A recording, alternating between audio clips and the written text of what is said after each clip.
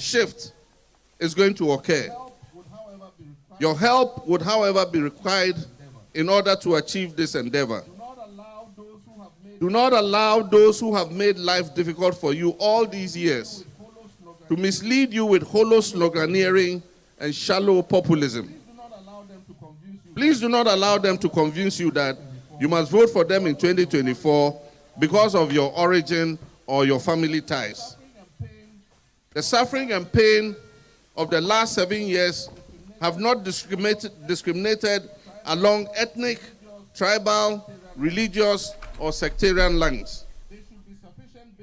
There should be sufficient basis to work towards a change that helps reset our country and build the Ghana we all want together. It must be a change that will afford you a shot at fulfilling your aspirations and realizing your dreams in your own country.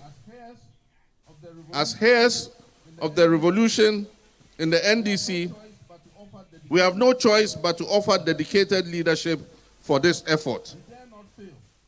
We dare not fail, but to do so would mean to condemn our people who look towards us with hope to further suffering and pain under a party and government whose only intent for annexing power is to guarantee their creature comforts and open the public purse for systematic looting, abuse, and pillaging.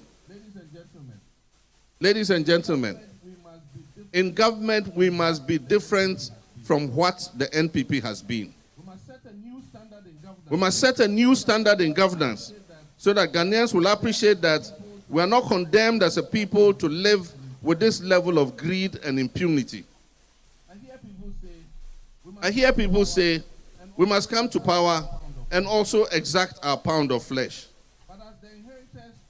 But as the inheritors of the spirit of June 4th, I dare say we cannot become a copy of the NPP, or else Ghanaians would have lost all hope of salvation.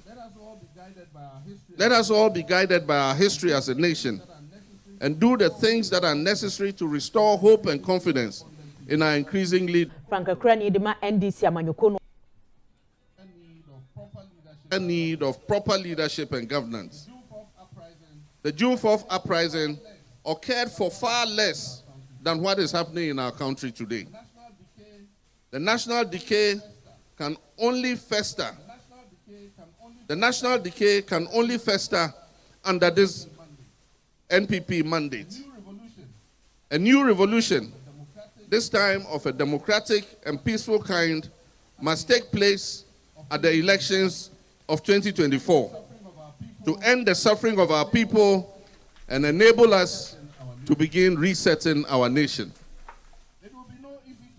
It will be no easy task as we face an incumbent that is hell-bent on maintaining the status quo so that they can continue to better their circumstances and amass undeserved wealth at the expense of the Ghanaian people. We are responsible for organizing and letting our message of hope reach everyone across the length and breadth of our land, that the dark days will last only for a moment more, and that a new dawn is lurking on the horizon. And that when that new dawn breaks, the governmental rot, the economic hardships, and the insensitivity to the plight of the people, and the offensive corruption and waste of the people's resources will be a thing of the past. To the millions of young Ghanaians out there for whom affording 1 meal a day is a very serious challenge, and for whom leaving this country in droves, even at the peril of their lives, is a preferred option. To the thousands of business people whose businesses face ruin because of the gross mismanagement of this economy, I urge you not to despair. There is hope on the horizon.